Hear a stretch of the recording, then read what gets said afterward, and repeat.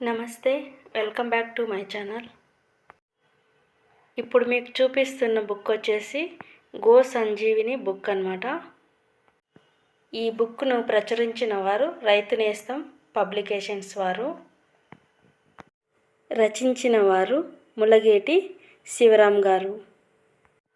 మెయిన్గా ఈ బుక్ వచ్చేసి గోవుల గురించి, అలాగే గో సంరక్షణ గురించి, గోవులకు వచ్చే వ్యాధుల గురించి ఈ బుక్లో వివరంగా ఉన్నాయి. గోవులలో 33 కోట్ల దేవతలు ఉన్నారని మన పూర్వీకులు తెలిపారు.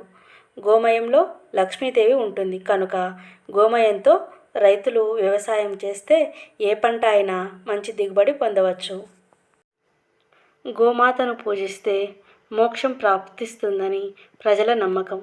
గోవును పవిత్రంగా చూస్తారు. అలాగే ఆవు పేడను కాలుష్య నివారణగా నేలపైన, గోడలపైన పూస్తారు. గోమూత్రాన్ని ఇంట్లో చల్లుతారు. గోదానాన్ని పవిత్రంగా చూస్తారు. కుటుంబంలో పెద్దలు ఎవరైనా మరణిస్తే బ్రాహ్మణునికి ఆవును దానంగా ఇస్తారు. మానవునికి ఎటువంటి రోగాలైనా వచ్చినట్లయితే ఆవు పంచగవ్యములతో నివారించవచ్చు. అటువంటి గోమాతకు ఎలాంటి అనారోగ్యం వచ్చినా ఎలా నివారించాలో ఈ బుక్లో క్లుప్తంగా ఉంది. గోవులకు వచ్చే ఆరోగ్య సమస్యలు ఎలా పరిష్కరించాలి, వాటిని గృహ వైద్యంతో ఎలా పరిష్కరించాలో ఈ బుక్లో వివరంగా ఉన్నాయి.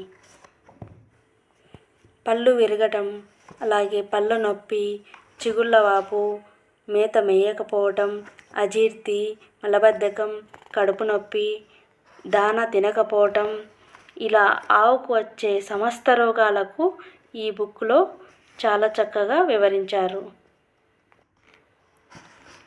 ఆవు ఈనే సమయంలో ఎదురయ్యే సమస్యలు, ఈనిన తర్వాత ఎదురయ్యే సమస్యలు, అలాగే గర్భకోశముల వ్యాధులు,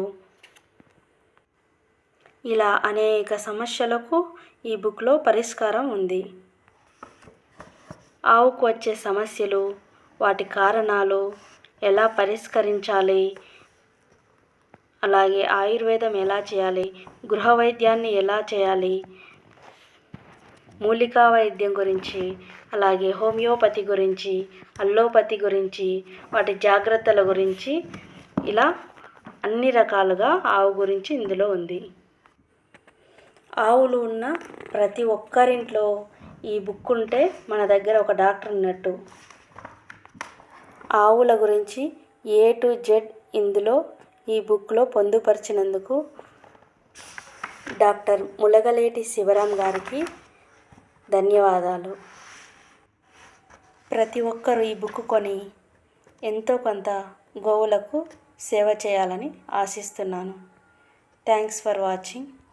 please subscribe to my channel.